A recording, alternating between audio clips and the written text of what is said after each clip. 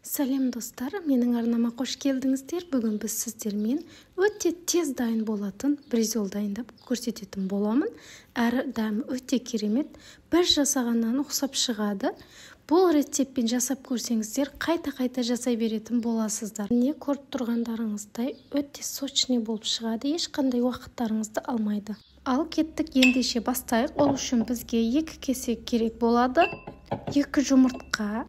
Сосын фарш. Мен фаршты өзім дайындап қойғанмын. Дайын фаршты қолдансаңыздар да болады, үйдегі етті фарш жасап қолдансаңыздар да болады. Ол жағы өз қалауларыңызға қарай. Жұмыртқамызды осылай кесеге саламыз. Сосын 1 ас қасықта фарш саламыз. Бұл рецепт бойынша бризолға пияз қоспаймыз. Мен пияз қоспай жасаймын. Негізі сіздер қосқыларыңыз келсе, қалауларыңызға қарай қоса берсеңіздер болады. Қалауларыңызға қарай аздап петрушка салсаңыздар да болады. Енді дәміне қарай тұздықтар саламыз.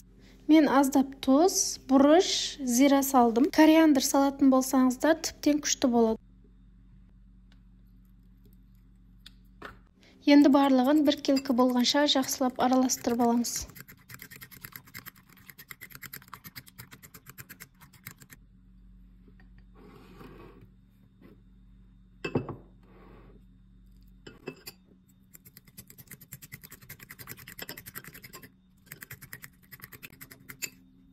Дайын болды. Енді алдын ала қыздырып қойған майымызға салып, қуырып аламыз.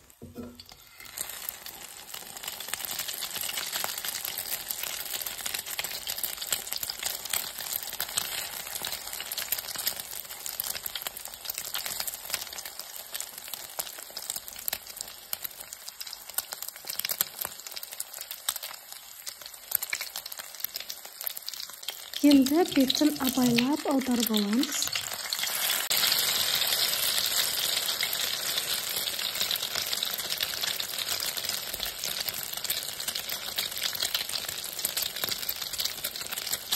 Міне енді дайын болды деген кезде ала береміз.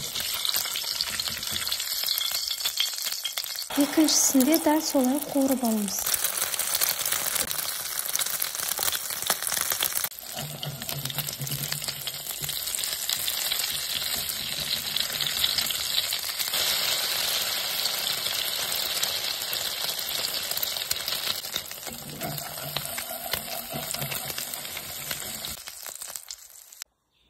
Не екеуінде қуырып алдық, енді бұны орап аламыз.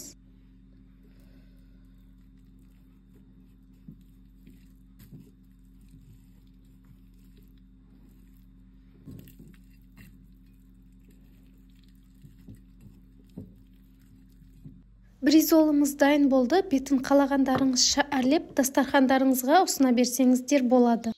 Осы рецептпен жасап көрсеңіздер, еш өкінбейсіздер. Дәл осы рецепт ұнаған болса, менің каналыма тіркеліп, лайк басып, өз пікірлеріңізбен бөлісіп, мені қолдап кетіңіздер. Мен сіздер үшін тағы да осындай оңай әрі тез жылдам рецепттермен бөлісіп отыратын боламын.